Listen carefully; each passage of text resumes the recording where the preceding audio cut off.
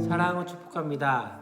벌써 이제 한 주의 중간인 수요일입니다. 어떻게 계속적으로 말씀 묵상 잘 하고 있는지, 이제 큐티 대회가 이제 종반으로 가고 있는 가운데 있습니다. 다음 주면 이제 큐티 대회는 이제 정리를 하게 되어지고, 이제 자율적으로 이제 큐티를 할 수 있는 그런 시간들이 되어질 것 같습니다.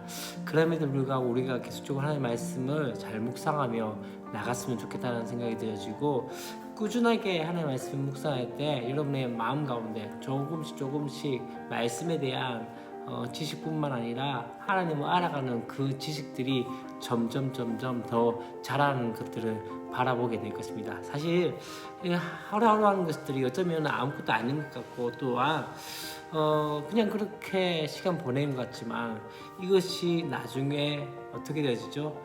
점점 내 신앙이 커가 있는 것들을 보게 되어질 것입니다.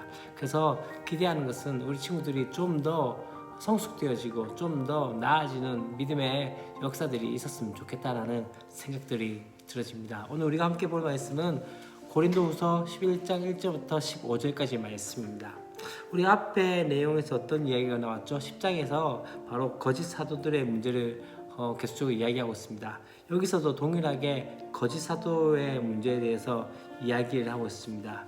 이 부분부터 그들이 헛된 자랑으로 교회를 속이고 있는 것과 관련해서 이제 바울이 자신의 자랑거리를 소개하면서 12장 13절까지 이어지는 그 모습들을 보게 됩니다. 오늘 본문에서는 어떤 이야기가 나온다면요, 바로 바울이 자랑을 말하는 이유에 대해서 다루고 있는데, 첫 번째 이야기는 무엇입니까?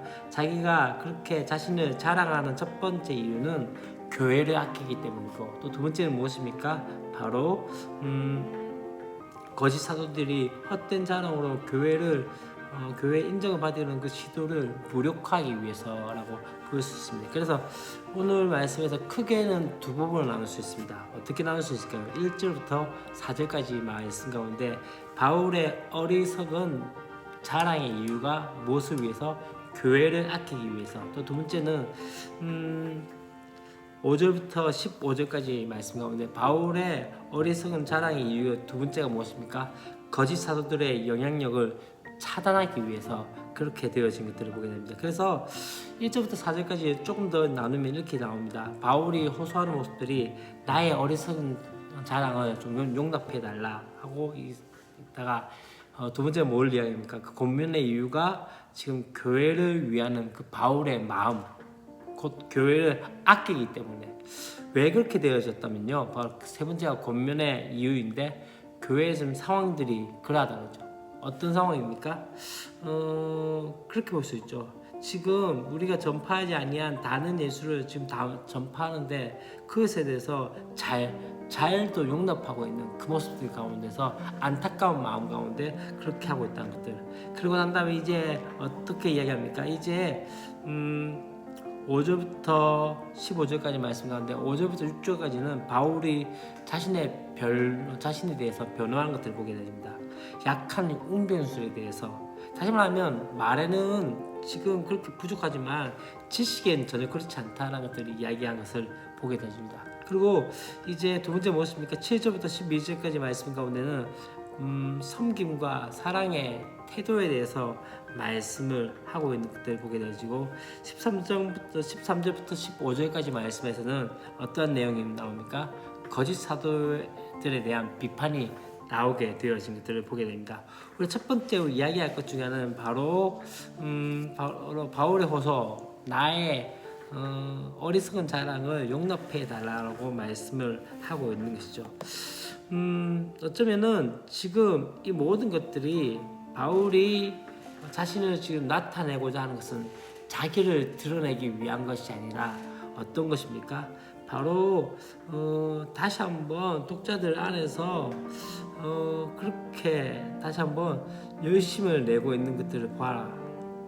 내가 이렇게 하는 이유 중에 하나는 마치 너희를 한 남편인 그리스도께 가장 정결하고 또한 어떻게 또 깨끗함으로 그렇게 드리기 위해서, 다시 말하면 예수님과 우리 고린도 교회를 사이를 중매하는 역할로서 자기가 서기 위해서였는데, 지금 어떻게 되었다면 뒤에 말씀에 어떤 이야기 나옵니까? 뱀이 그 관계로 하와를 미혹한 것 같이 너희 마음이 그리스도를 향하는 진실함과 깨끗한 면에서 벗어나 부패할까 두려워한다.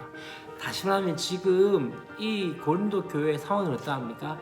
거짓 사도들이 와가지고 다른 복음을 전하는 통해서 마치 하와가 그 죄의 꾀임을 받아서 그렇게 무너졌던 것처럼 그렇게 되어질까 두려워하고 있는 것이죠.